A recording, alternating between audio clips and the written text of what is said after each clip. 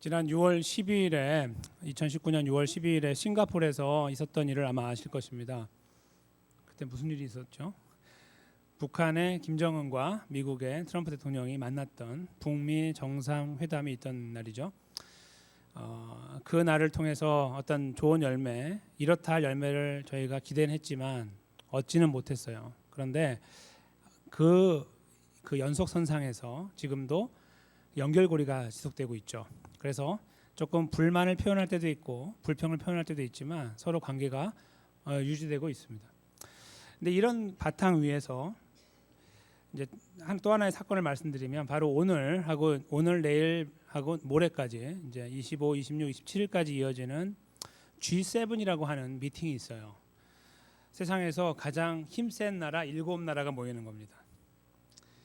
그 7나라가 지금 어디에 모여 있냐면 프랑스에 모여서 이제 2박 3일 동안 모임을 하는데 이제 그 비평가들은 뭐라고 그러냐면 잘난 사람들끼리 모여갖고 노닥거리는 거다 뭐 이렇게도 말을 해요. 그러니까 자기네들끼리 모여갖고 같이 관계를 형성하고 너 얼마 갖고 있어 뭐 이런 거 물어보고 뭐 그런 거 하는 곳이다 해서 별로 영양가 없는 거다라고 말하지만 사실은 이제 그런 사람들 중에는 그런 사람도 있겠죠. 거기에 끼지 못하는 사람. 그러니까 이제 그렇게도 말을 할 거예요. 미국, 일본, 독일, 영국, 프랑스, 캐나다, 이탈리아 이렇게 들어가요. 중국이 빠져 있죠. 그래서 이 나라들의 그 총 생산량을 합하면은 세계의 거의 반이에요. 세상을 주름 잡는 7나라가 망하면 세상의 경제가 반이 망한다 이렇게 보시면 되겠습니다. 엄청나죠? 이렇게 되면 왜 모이는지 아시겠죠? 네. 그렇게 모여서 세상의 경제에 대한 이야기를 나누고 정치 이야기를 나누는 곳 바로 그것이 G7인데 거기에 이제 뭐 우리나라하고 관계가 별로 안 좋은 일본이 들어가 있어요. 근데 일본하고 미국의 대통령, 일본의 아베 수상하고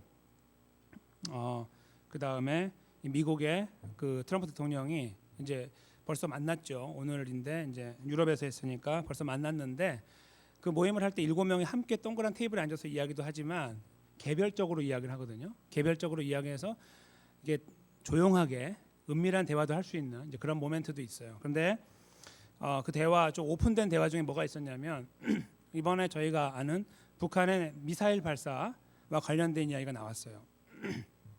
근데 이 미사일 발사에 대해서 제가 여기다 차트를 하나 넣어드렸는데 그 다음 보시면은 잘 안 보이시지만 이제 숫자만 보시면 돼요. 맨 밑에 빨간 걸로 되는 게 7이라는 건데, 그러니까 2019년에 들어서 이제 지금 7번 쏜 거죠. 근데 이제 사실은 5월까지 해가지고 쏜 거, 5월부터 보면 9번 쏜 건데 이게 왜 7번이라고 보고 있냐면 6월 12일에 북미 정상회담을 했잖아요. 그래서 잘 될 줄 알았어요. 물론 잘 안 된 뭐 이렇다 할 건 없지만 이렇게 될 줄 몰랐는데 그게 뭐냐면은 회담은 잘 끝났는데 갑자기 미사일을 쏘는 거예요. 7월 25일, 7월 31일, 8월 2일, 6일, 10일, 16일, 24일 이렇게 7번을 쐈어요. 24일은 언제예요? 어제죠. 이제 거의 한 이틀 정도 전이죠. 한국으로 하면. 근데 그때도 쐈습니다. 그래서 바로 이제 프랑스에서 바로 어제 있었던 그러니까 하루 전날 미사일 발사한 걸 놓고 둘이 대화를 나눈 거예요. 트럼프하고 아베하고. 그러면은 보통 어떻게 대화가 가냐면 이 북한 XX 이렇게 나가는 거예요. 그러면서 좋은 말, 좋은 평가가 아니라 나쁜 평가를 하게 돼 있어요. 항상 그렇게 이구동성으로 해왔는데 이번에 어떻게 됐는지 아세요? 아베하고 한국이 지금 관계가 안 좋잖아요. 아베라고 하긴 좀 그렇고 일본하고 한국이 점점 안 좋아지고 있는 상태에서 아베가 사실은 이를 갈고 있죠. 한국을 향해서. 그러니까 북한에 대해서 마찬가지인 거예요. 그래서 이 미사일에 대해서 굉장히 불안한 마음을 심기를 탁 드러냈어요. 이번에 북한 봤지? 너네랑 회담까지 했는데 7번이나 쐈네. 막 이렇게 이제 이슈를 만들었거든요. 트럼프가 뭐라고 했겠습니까? 그래 이렇게 하지 않고 그게 어때서 이렇게 말했어요. 그게 어때서? 나는 문제라고 생각하지 않는데 이렇게 전혀 엉뚱한 반응을 보인 거예요. 아베가 깜짝 놀란 거예요. 어떻게 된 거지? 여기서 미국하고 좀 이렇게 관계를 잘 형성하면 뭐가 좋아요? 일본은 한국을 고립시킬 수가 있잖아요. 조금이라도. 그런 어떤 취지로 이야기를 했겠죠. 북한을 먹이 삼아 가지고. 근데 트럼프가 그동안의 관계 지금 뭐 나름 아까 말씀드린 대로 6.12 회담 이후에 그래도 어떤 걸 긴장을 갖고 가고 있는데 그걸 끊어버리고 싶은 마음이 없는 거예요. 그러니까 같은 사건을 놓고 해석하는 것이 정반대가 된 거예요. 그래서 지금 이게 또 이슈가 되고 있는 거죠. 근데 이제 마지막엔 물론 이렇게 끝났어요. 그래도 우리 같이 공조하자. 무슨 일이 벌어지면 같이 돕자. 뭐 이런 이야기는 했다고 하지만 이 중간에 나와 있는 평가 자체가 서로에게 굉장히 충격을 안겨준 것이 분명해요. 지금까지 있지 않았던 미국과 일본의 그 대화였다고 볼 수 있어요. 북한에 관련해 가지고. 근데 제가 이 대화를 이렇게 지켜보면서 느꼈던 것이 있습니다. 해석이라는 문제인데 해석. 어떤 하나의 일을 놓고 바라보는 시각이 다르니까 해석을 다르게 하는 거예요. 거기에는 여러 가지 조건들이 있겠죠. 미국이라는 나라는 지금 북한과 관계를 잘 형성해야 어떤 의미에서 트럼프 정권 자체도 도움이 될 수 있는 거고 여러 가지 이유가 있을 거예요. 그렇죠? 그래서 그걸 끊지 않고 계속 발전시키려고 하는 노력을 하고 있는 그 노력에서 북한을 굳이 악한 나라로 평가할 필요는 없습니다. 그렇죠? 그렇게 했다가 괜히 관계가 다 어그러질 수 있기 때문이죠. 그러니까 물론 조건들을 가지고 평가를 하는 거예요. 근데 일본은 어떻죠? 한일 관계, 무너져가고 있는 한일 관계 때문에 가뜩이나 힘든데 이게 나오니까 이걸 가지고 이야기를 한 거예요. 그러니까 당연히 다른 해석이 나온 거예요. 같은 사건인데 다른 해석. 근데 이거는 정치적인 문제 이렇게 드러나는 큰 문제에서 이렇게 왔다 갔다 하는 것처럼 보이니까 대단해 보이는 것처럼 뉴스에 나오고 하니까 그렇지만 이게 꼭 이런 것만 있는가요? 그렇지 않죠. 저희 개인적인 삶에 보면 여기 계신 분들도 이런 일들을 많이 만나요. 한 일을 놓고 두 가지 의견이 생기죠. 두 명이 만나면 두 가지 의견, 세 명이 만나면 세 가지 의견이 생길 수가 있어요. 그냥 이렇게 잠시 생각해 보시면 되겠습니다. 그냥 가정을 한번 생각해 보시면 어떤 하나의 뉴스를 보거나 사건을 볼 때 항상 같은 마음을 갖고 계세요? 자녀분들과 부모와 또 부부가 같은 의견을 갖고 계십니까? 아유, 저건 저렇게 하면 안 되지 하면은 옆에서 뭐가 저게 어때서 이렇게 말씀할 수 있잖아요. 그렇죠? 그런 일들 우리가 발견해요. 충분히. 그래서 같은 사건을 놓고 다르게 이해하는 것은 우리 삶에 아주 그냥 충만하게 내재되어 있다 이렇게 볼 수 있는 거예요. 근데 그것이 때로는 별로 중요하지 않게 다가오지만 굉장히 결정적인 순간에 다가올 때가 있습니다. 그럴 때는 저희가 굉장히 힘들어집니다. 서로 반대되는 의견이 우리 가정의 앞길에 걸림돌이 될 수 있어요. 그렇죠? 하나의 일이. 예를 들어서 뭐 이사를 간다거나 사업을 어떻게 정리한다거나 이런 거 할 때 그런 의견들은 굉장히 중요한 거잖아요. 근데 그때 의견이 달라보세요. 그러면 굉장히 심각한 문제에 봉착하게 됩니다.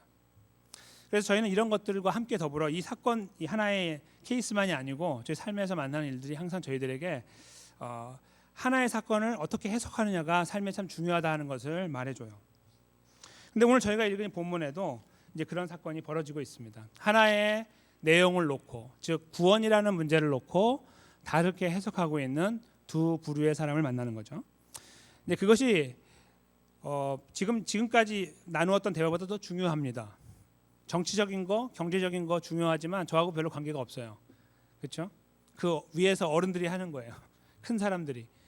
우리 살아가는 데일리 라이프에서는 별로 중요하지 않은데 구원의 문제는 달라요.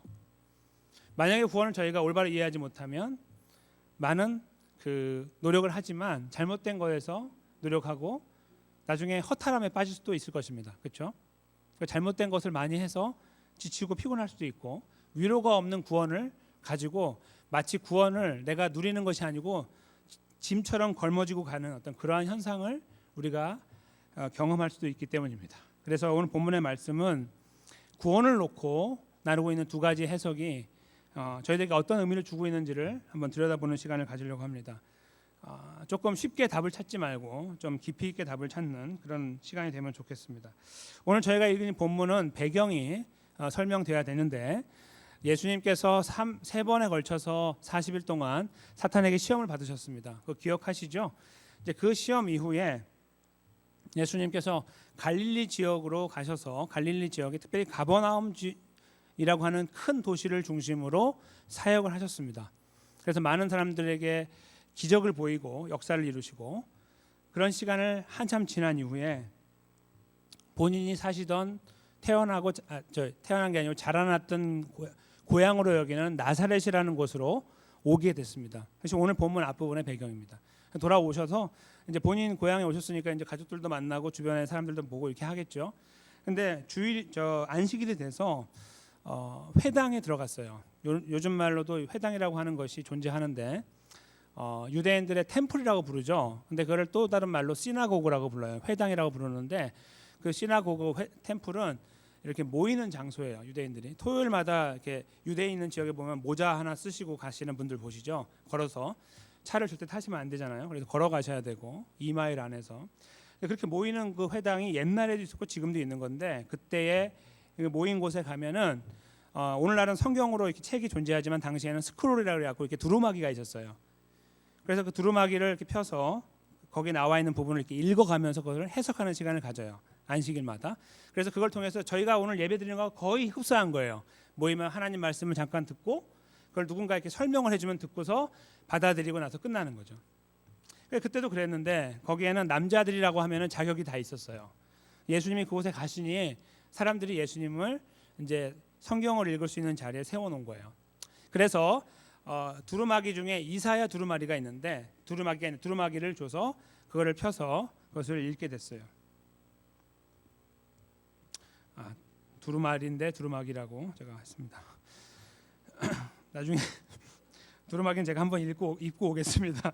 근데 이 두루마리를 펴서 이사야서를 읽어 나가는데 제가 그 내용을 읽어드리면 61장 1절에서 2절인데 제가 읽어드릴게요. 주 여호와의 신이 내게 임하셨으니 이는 여호와께서 내게 기름을 부으사 가난한 자에게 아름다운 소식을 전하게 하려 하심이라. 나를 보내사 마음이 상한 자를 고치며 포로된 자에게 자유를 갇힌 자에게 노임을 전파하며라고 기록하고 있는 말씀입니다. 이 말씀을 읽고 나서 예수님이 하신 것이 그 다음 21절에 보면 이 말씀이 오늘 당신들의 귀에 응했습니다. 그렇게 말했습니다. 이 말씀이 오늘 이루어졌습니다. 그런 말입니다. 그걸 다른 말로 해석하면 오늘 내가 바로 그 구원자입니다. 그런 말이죠. 이 이사야 61장 1절에서 2절 말씀은 어떤 내용이냐면 이스라엘 백성들이 지금 굉장히 어려운 시간을 지나가고 있지만 하나님께서 그들을 회복하실 건데 구원자를 보내서 구원자를 통하여 그들이 회복되게 하신다. 그런 말이에요. 가난한 자에게 아름다운 소식을 전하고 또 마음이 상한 자를 고치고 포로된 자에게 자유를 갇힌 자에게 노임을 전파한다라는 말은 다 구원을 내포하고 있는 말들이에요. 그렇게 해서 이스라엘을 구원하시는데 하나님께서 구원자를 보내셔서 하시겠다 그렇게 말씀하신 거예요. 근데 그것이 이루어졌다라고 한다는 말은 자기가 그 구원자라는 말이에요. 그러니까 그 이야기를 듣고 22절에 앉아있는 사람들이 웅성웅성하고 이렇게 표현합니다. 저희가 다 그를 증거하고 그 입으로 나오는 바 은혜의 말을 기이 여겼다 이렇게 쓰고 있는데 첫 번째 나오는 그를 증거한다는 말은 그를 칭찬한다, 그를 좋게 여겼다 그런 말이에요. 원래 의미는. 그러니까 사람들이 보고서 이야 저분이 좀 다르네 이렇게 이제 이야기를 하고 그 다음에 그 말을 들을 때 그 해석을 이 말 말고 다른 이야기가 있었나 보죠. 그 이야기를 들으면서 고개를 끄덕끄덕했다는 거예요. 이렇게 참 젊은 사람이 이야기 잘한다 이렇게 했겠죠. 그런데 그러다가 그들이 도달한 결론이 하나 있어요. 그 마지막에 보시면 이 사람이 요셉의 아들이 아니냐 이렇게 물어본 거예요. 이 질문의 의미가 뭘까요? 요셉의 아들이 아니냐 서로 물어가지고 그렇다 아니다를 찾기 위한 질문이 아니라 빈정거리는 거예요.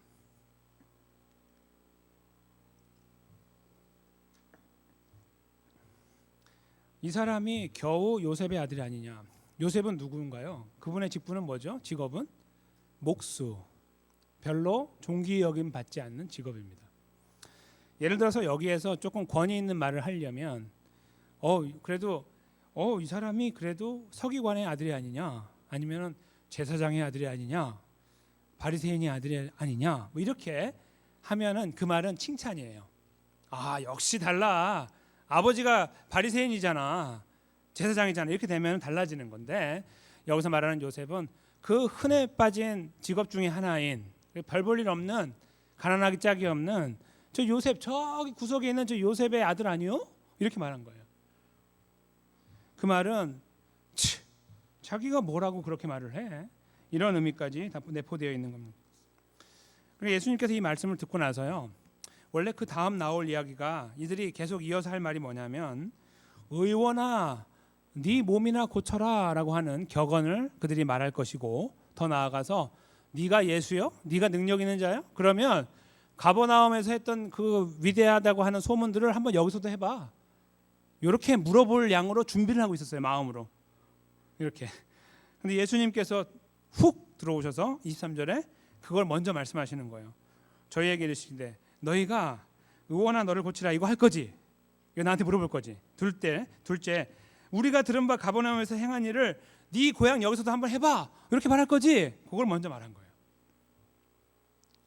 대단하시죠? 일단은 여기까지. 그러니까 먼저 그들이 비아냥거리면서 아이고 저게 뭐야 저거 그 요셉 저기 목수 요셉 아니야 아들 아니야 이거 이러고 있을 때에 그 다음 나온 내용을 예수님이 붙잡아가지고 딱 아시고 너네 이런 말 하려고 하지? 라고 의원아 너를 고치라 이 말은 무슨 말이겠습니까? 네 몸이나 간수해라 네 집이나 돌봐라 네가 뭐라고? 네 집이나 세워라 겨우 목수인 주제 뭐 이런 것들을 여기다 내포하는 거예요. 그리고 더 나아가서 정말 너가 다르다고 한다면 한번 해봐 여기서 내가 소문으로 듣던 일들을 한번 여기서 해봐라. 병자를 낫게 하고 많은 사람 먹이고 이런 일들 여기서 한번 해봐 라고 주문을 할 거다 이거예요. 그런 다음에 예수님이 여기서 놓치지 않으시고 그 다음으로 가시면 24절부터 선지자가 고향에서 환영을 받는 자가 없다라고 쓰고 계십니다. 이 말은 예수님이 지금 고향에 오셨잖아요. 고향은 아니고 사실은 자라난 곳이에요. 나사렛은. 근데 예수님이 어린 시절부터 봤던 사람들 앞에서 이 말씀을 나눌 때 그들이 예수님을 어떻게 연결하려고 하냐면 그 아버지하고 연결하려고 하는 거죠. 예수님 자체를 바라보고 그 가치를 인정하고 계산하려고 하는 것이 아니고 그 아버지가 어떤 존재인지를 보면서 해석하는 편협한 해석 그것에 대하여 예수님이 분노하시는 거죠. 그렇게 봤을 때 예를 들어서 아주 직업이 괜찮은 분 아까 말씀드린 것처럼 제사장의 아들이면 어떻게 합니까? 아 이분은요 좀 달라요. 이거 봐요 나이도 젊은데 말하는 거 봐요 완전히 다르잖아. 이 사람이 바로 그 사람이야 이렇게 말을 할 판이고 그렇지 않을 때는 다 이렇게 그 존재 자체가 값어치가 떨어지게 돼요. 근데 그런 일들이 언제 벌어졌냐면 구약에 세워졌던 선지자들이 다 그랬다는 거예요. 그래서 결국은 그들이 하나님의 부름 받아서 선지자가 된 다음에 이제 복음을 전하다 보면 이렇게 왔다 갔다 하면서 자기 고향도 가고 하면은 거기 가면 항상 천대를 받는 거죠. 야 네가 뭔데 여기서 야야 저기 가서 내가 지금 너보다가 아는 것도 얼마나 많고 너 내가 가르치는 사람이 너잖아 뭐 이렇게 하는 거죠. 그러니까 권위가 떨어지고 그 말을 받아들일 수 없는 상황 그걸 말하는 거예요. 지금 여기에 바로 그런 일이 벌어지고 있다 이거죠. 근데 그것은 조금 더 깊은 의미가 있어요. 이제 그건 그 다음에 저희가 같이 나누겠습니다. 25절부터 보시면 예수님께서 새로운 어프로치를 하시는데 그 접근을 하시는데 그게 뭐냐면 너희가 말이야 지금 왜 나한테 그렇게 교만하게 접근하고 있냐면 너희 스스로가 너희는 유대인이라는 생각 때문이야 요거예요.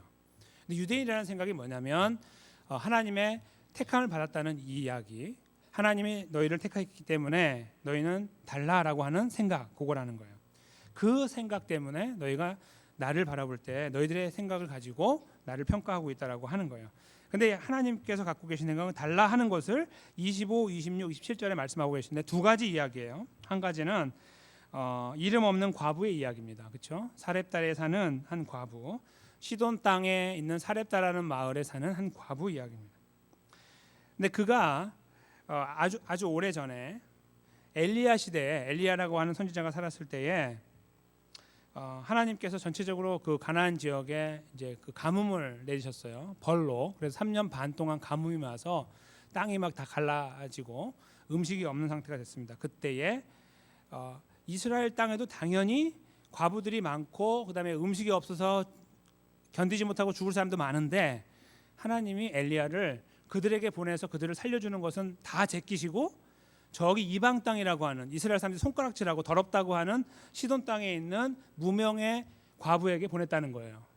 그리고 그 과부가 3년 반을 지낼 수 있도록 그와 함께 거하며 그에게 음식을 공급해서 살게 했다는 거죠. 이게 말이 되냐 이거예요. 하나님이 지금 하신 일을 잘 생각해 보라 이거예요. 너희가 유대인이라고 뭐 뻐기고 그렇게 살면서 뭐 너희가 구원받았다고 자랑할 수 있는 사람들이냐? 너희가 구원을 제대로 평가할 수 있는 사람들이냐? 그런 말이에요. 두 번째가 뭐냐면 이거가 좀 더 나가는 거예요. 그거는 그냥 이방인에 불과하지만 이번에 나오는 사람은 원수예요. 원수. 27절에 나오는 엘리사, 즉 엘리야의 후계자였던 엘리사 시대에 이제 이스라엘과 대립각을 세우고 전쟁을 치르고 있던 나라가 바로 수리아라는 나라인데 거기에 장군이 나아만이었어요. 근데 나아만이 문둥병에 걸리죠. 그래서 문둥병에 걸렸는데 소문을 듣고 엘리사를 찾아와서 시내에서 7번 목욕을 한 다음에 낫게 되는 일이 벌어집니다. 그렇죠? 근데 그 내용을 놓고 예수님이 하시는 말씀이 이거예요. 그러면은 이스라엘 땅에는 문둥이가 없었냐 이거예요. 죄송합니다. 요즘의 말로 하면은 한센스 병이 없었냐 이거예요. 한센스 병을 갖고 있는 사람들이 얼마나 많았느냐 이스라엘 땅에. 근데 다 죽었다 이거예요. 다 죽었어요. 그분들은 하나님이 관계를 안 했기 때문에. 그런데 이상하게도 이스라엘의 원수가 되는 나라의 장군, 그것도 잡아서 지금 옥에 넣어야 되는 사람, 그 사람이 내려왔는데 순순히 그 사람을 잡아 넣어야 되는 그 사람을 낫게 해서 돌려보냈다는 거죠. 말도 안 되는 일을 하나님이 하셨다. 이게 바로 구원이다. 이걸 말씀하고 싶으신 거죠. 지금 이스라엘 사람들, 나사렛에 있는 사람들의 머릿속에는 어떤 그림을 그리고 싶냐면 자기들은 하나님의 택함을 받은 사람들이다. 이 생각 위에서 예수님의 그 말씀을 어떻게 해석하고 싶냐면 예수님의 배경을 가지고 오늘날로 말하면 뒷조사를 해서, 그렇죠? 뒤를 다 캐서 그 사람이 누구인지, 내가 믿을 만한지 그러지 않은지를 본 다음에 그를 평가하는, 그리고 거기에서 무엇을 원해요? 대단한 것을 원하면서 예수님을 평가하고 싶었던 사람들. 우리는 구원 받았으니까 뭐 이렇게 안심하며 살고 있는 잘못된 사람들, 잘못된 생각 앞에서 예수님께서 그들의 생각을 충격적으로 바꿔주시는 겁니다. 말도 안 되는 소리 하지 마세요 그러시는 거죠. 그러면서 당신들 말고 하나님은 저쪽에 떨어져 있는 저 시골에 있는 한 마을에 이름 없는 더러운 여인, 당신들이 이렇게 보고 있는 그 사람만 살렸습니다. 3년 반 동안 다 죽었습니다. 이게 말이 됩니까? 이게 하나님이고 원수까지 살렸습니다. 당신들 말고. 이게 하나님입니다. 그런 말이에요. 그런 의미에서 예수님께서 방향을 이렇게 잡아주신 것이에요. 무엇을요? 구원에 대한 이해를 올바로 잡아주고 싶으셨던 것입니다. 구원에 대한 이해가 어땠는데요? 이스라엘 사람들 당시에 그 예수님의 자라나시던 나사렛이라는 곳에 살고 있던 사람들이 갖고 있던 구원에 대한 생각은 눈에 보이는 거, 대단해 보이는 거, 무너진 것을 일으키는 거, 맛있는 거 많이 먹는 거, 좋은 옷 입는 거, 이런 것들로 연결해서 이해를 하려고 했는데 그 문제에 대하여 하나님의 구원이 다르다는 것을 말씀하신 것입니다. 그거의 첫 번째 조건은 조건이 없다는 것이죠. 근데 저희가 조금 더 그 나사렛에 있는 유대인들에 대한 생각을 해볼까요? 그들이 여기서 표현하고 있는 이 마음을 저희가 좀 더 헤아리는 것입니다. 이들이 말할 때에 가버나움에서 했던 일을 여기서도 하시라 이렇게 말을 할 거라고 예수님이 하셨는데, 거기에 담겨 있는 의미는 아까 제가 잠깐 말씀드렸는지 모르지만 좀 더 디테일하게 말씀드리면 그들이 처한 상황하고 긴밀하게 연관이 되어 있습니다. 이스라엘은 지금 어떤 나라입니까? 자유국가입니까? 아닙니까? 그들은 지금 로마의 식민지입니다. 한국이 일본의 식민지였던 시간을 잠시 떠올리시면 어떤 상태인지 아십니다. 예수님 만약에 일제 식민지 치하에 한국에 오셨다고 하면 거기에 있는 모든 사람들이 무엇을 원했을까요? 대한독립 만세이죠. 네, 대한독립 만세. 독립을 원했을 겁니다. 그렇죠? 예수님께서 예를 들어서 혹시 갇힌 자에게 자유를 주기에 내가 왔다라고 말씀하시면 그것을 뭐라고 생각할 거예요? 당연히 우리가 지금 갇혀 있으니까 거기서 구원을 얻는 거, 해방되는 걸로 이해할 거 아니겠습니까? 그들도 그런 이해를 갖고 있었던 거예요. 예수님을 바라볼 때 옳거니 저 정도의 능력이면 우리가 이 로마 정권으로부터 해방돼서 자유를 얻을 수 있을 것이다라고 생각을 했던 것이 팽배했어요. 사실 이 사람들만 뿐만 아니라 이스라엘 전체 사람들이 다 그 생각을 가지고 있었고, 심지어는 예수님과 가장 가까웠던 12 제자들도 그 생각에 가득 차 있었습니다. 예수님을 정치 지도자로, 쿠데타를 일으킬 수 있는 적임자로 판단하고 따랐던 것이죠. 지금 예수님께서는 여기서 그 부분에 대한 내용을 수정하고 계시는 것입니다. 그런데 그들이 그렇게 생각하고 있는 것과 더불어 저희가 함께 연관 지을 일이 있습니다.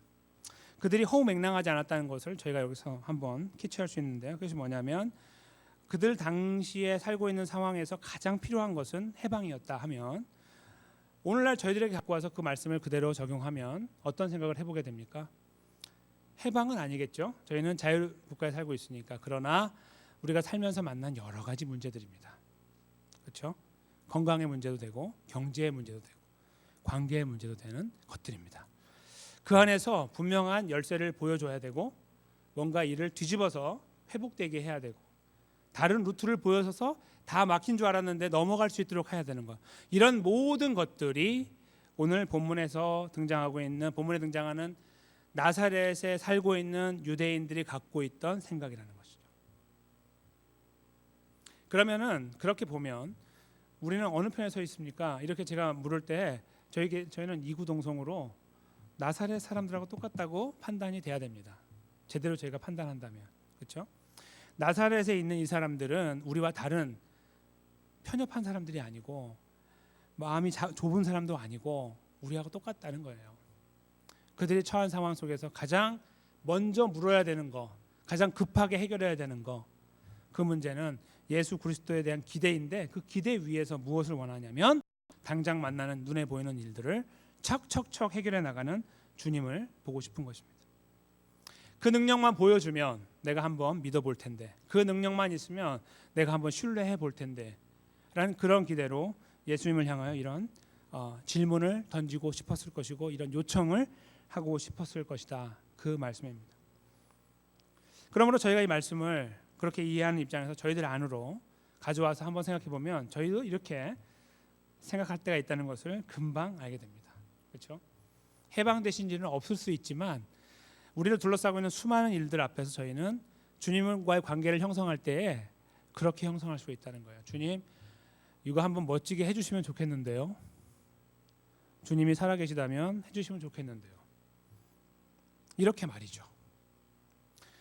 하나님의 구원의 그 의미를 자꾸 눈에 보이는 것으로 우리 삶의 영역으로 자꾸 끌어내리려고 하는 그런 노력을 저희가 할 수 있다는 것입니다. 예수님을 바라보면서 말이죠. 근데 오늘 본문에서 저희가 아까 마지막 부분에 잠깐 나누었던 것처럼 구원은 사실은 오늘 본문의 제목처럼 타향으로 향하고 있다. 이렇게 볼 수 있습니다. 예수님의 본향이 아니라 타향. 예수님과 관계가 없는 것. 이스라엘이 아니라 우리 이방인들인 저희들에게. 그래서 저희가 복음을 들었죠. 그리고 봄이라는 것은요. 예수님 때문에 얻은 구원을 말합니다. 타향의 봄이라는 것은 바로 여러분과 제가 예수님 믿어 얻은 구원을 말하는 겁니다. 그리고 그것은 자격이 없는 우리들이 받았다는 의미도 함께 갖고 있습니다. 우리는 이스라엘 사람이 아니기 때문이죠. 철저하게 이스라엘 사람들은 세상의 사람을 두 부류로 구분합니다. 지금도 마찬가지겠고요. 유대인과 이방인 이렇게 말합니다. 유대인 아니면 이방인입니다. 우리는 다 구원받았고 저 이방인들은 다 죽었다. 이것이 기본 컨셉입니다. 그 컨셉을 예수님께서 십자가에서 다 허무셨습니다. 오늘 본문의 말씀은 이제 그 십자가를 향해 가시는 예수님께서 미리 보여주신 사건입니다. 너희가 생각하는 것처럼 구원은 너희들의 머릿속으로 이루어지는 것도 아니고 너희가 혈통에 의해서 받는 것도 아니고 너희가 어떤 잘남을 통해 받는 것도 아니다. 하나님의 은혜로 그런 조건을 뛰어넘어 주어진다. 민족이 다르고 추악하고 더러우면 어떠냐? 하나님이 택하시면 주시는 것이 구원인데 이렇게 말씀하고 계십니다. 그 앞에서 저희는 첫 번째로 아까 우리 문제를 돌아보기 전에 그렇지라고 한번 박수를 치게 되죠. 우리도 그렇게 됐지라는 것을 금방 떠올리게 됩니다. 그런데 그것을 잠깐 뒤로 하고 저희는 곧바로 오늘 본문에서 보여주고 있는 사람들 모습을 바로 따라가게 돼요. 근데 이유가 여기 있어요. 그 이유가 뭐냐면요. 이 나사렛 사람들이 예수님을 잘 알았죠. 그렇죠? 예수님을 오랫동안 알았어요. 한 20년 이상 알았을 거라고요. 예수님이 30살 정도부터 이 퍼블릭 라이프를 공생애를 시작하셨기 때문에 자라나는 어린 시절부터 생각하면 20년이 넘었단 말이에요. 그러면 어른들이 볼 때는 예수는 그냥 예수예요. 예수 어린인 거죠. 그렇죠? 너무너무 잘 알아요. 어떤 행동을 하고 어떤 습관이 있고 그런 것들을 다 알죠. 그거하고 비슷하게요. 아이러니하게도 하나님 백성인 저희들도 그렇게 주님을 대할 때가 있어요. 제가 주님 안 시간이 지금 20년입니다. 40년입니다. 50년입니다. 평생입니다.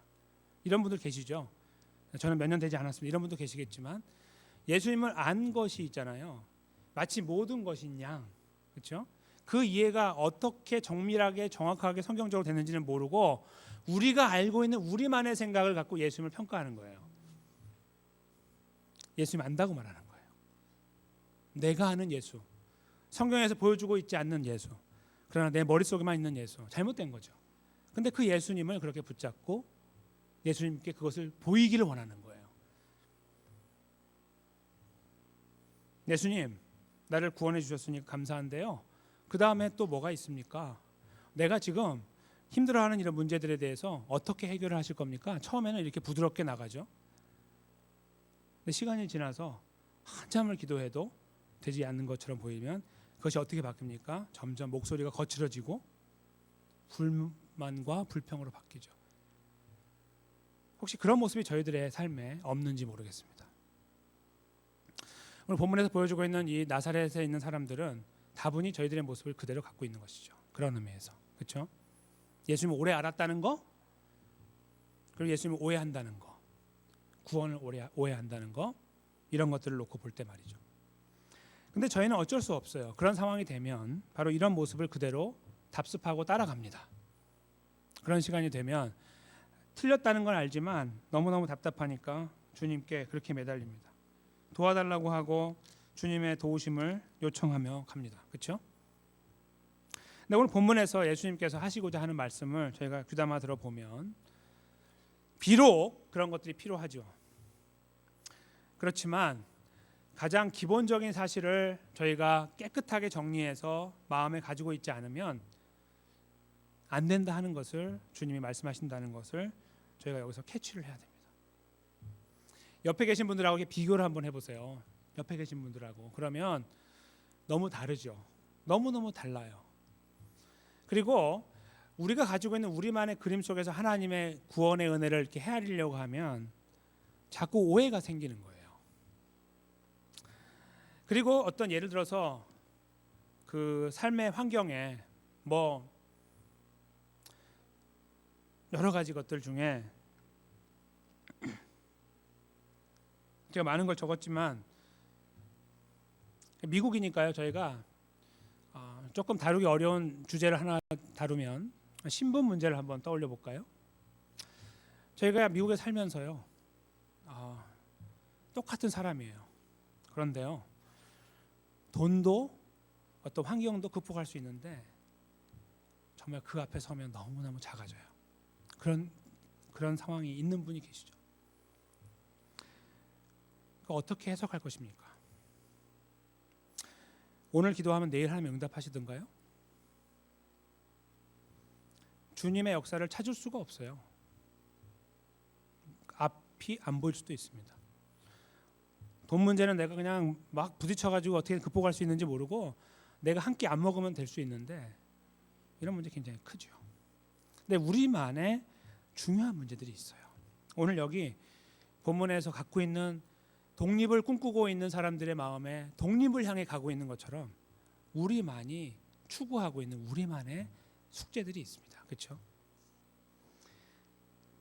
그런 문제 앞에 섰을 때에 우리는 오늘 본문에서 보여주고 있는 이런 모습처럼 그렇게 우리는 절망하게 되고 아무것도 아닌 당신 능력을 보이면 내가 한번 따라가겠소라고 주님을 향해 그렇게 외칠 수가 있습니다. 근데 그런 시간들 있잖아요. 우리만의 그런 문제 시간 속에서 만약에 그것으로 우리가 답을 찾으려고 한다면 우리는 답 없이 끝나는 공허한 외침으로 기도를 마무리하게 됩니다. 그리고 하나님은 나타나지 않고 보여주지 않고 이렇게 말하겠죠. 인내하고 기도해. 그럼 하나님 하실 거야. 천만의 말씀입니다. 죄송하지만 오늘 주님은 그것을 이렇게 말씀하시는 거예요. 천만의 말씀이다. 이것은요. 그러면 그런 것들을 하나님 이루지 않겠다? 다 막아놓고 그런 것들하고 관계없다 그런 말씀이 아니에요. 주님이 하고자 하는 말씀은 우리들의 관심을 가장 원초적인 것으로 돌리시려고 하는 거예요. 내가 이루려고 하는 구원은 이겁니다. 내가 십자가를 통해서 부활을 통해 이루려고 하는 구원은 영원의 문제다. 그리고 너희들의 영혼의 문제다. 이걸 말씀하고 싶으신 거죠. 하나님께서 하나님의 은혜로 주시는 구원은 내가 기대하는 것처럼 아주 삐까뻔쩍한 일들이 벌어지기 때문에 이것이 구원이라고 할 수 있는 것이 아니라 그것과 전혀 관계가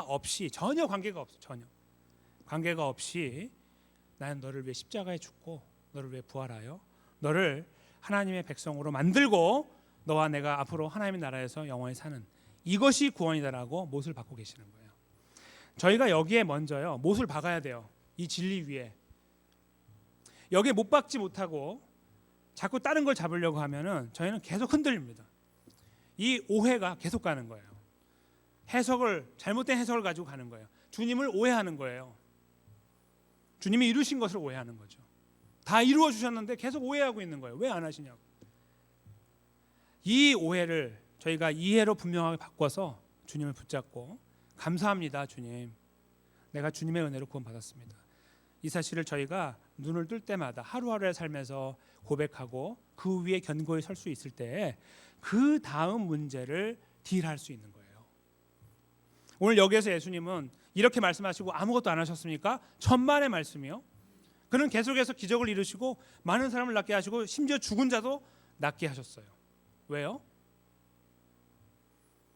그 하나님의 참된 구원을 이해하면 그 다음에 나오는 구원의 아름다운 열매들, 역사들이 이렇게 주님의 은혜 가운데 이루어질 수 있다는 것을 보여주기 위함이었습니다. 즉 우리가 기도할 때 하나님께서 천만의 말씀이다라고 하시는 그 말씀은 먼저 내가 이루는 구원의 참된 의미를 이해하라는 그런 의미라 이렇게 이해하시면 되겠죠. 우리가 그 위에 못을 박으셔야 돼요. 잘 박힌 못처럼 그 진리 위에 서 있어야 됩니다. 여러분들 여기서 왜 예배하고 계시는가요? 무엇 때문이시죠? 복을 받기 위해 했다는 어린아이와 같은 답들을 갖고 계신 건 아니죠? 설마. 네. 주님은 그런 분이 아니십니다. 열심히 외치고 갈구하면 복을 주시는 우리가 생각하고 있는 A부터 Z까지의 그런 수많은 복들 그것과 관계 있는 분이 아니에요. 그런 거 주시는 분이 아니에요.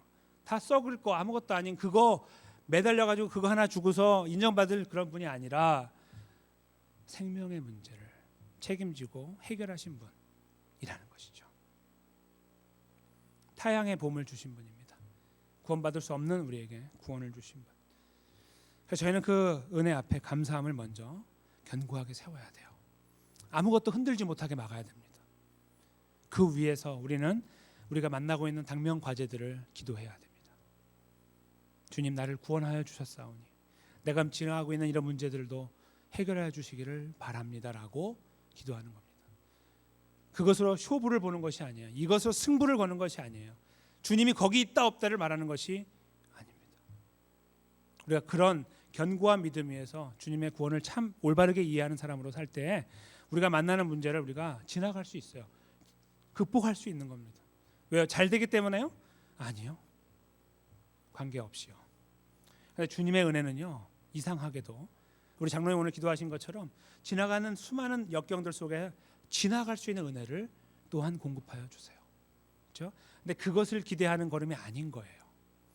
우리에게 허락하신 은혜의 구원에 우리가 깊이 내재되어 있을 때, 깊이 들어가 있을 때 우리가 그 자리에 견고하게 서고 묵묵히 걸어갈 수 있는 것입니다. 저는 사랑하는 성도님과 제가 이 말씀 위에 견고히 서서 잘 박힌 모처럼 우리 마음에 들어 박히는 말씀이 되어져서 우리가 구원을 이야기할 때마다 같은 구원을 이야기하고 우리 여기 안에서 공동체에서 구원을 이야기할 때마다 그렇습니다라고 같은 구원을 이야기하고 그 같은 구원을 즐거워하고 같은 구원을 가진 자로서 함께 교제하고 함께 세워나가는 그러한 공동체로 건강한 공동체로 우리 개인이 우리 가정이 교회가 세워져 나가게 되시기를 주님의 이름으로 간절히 축원합니다.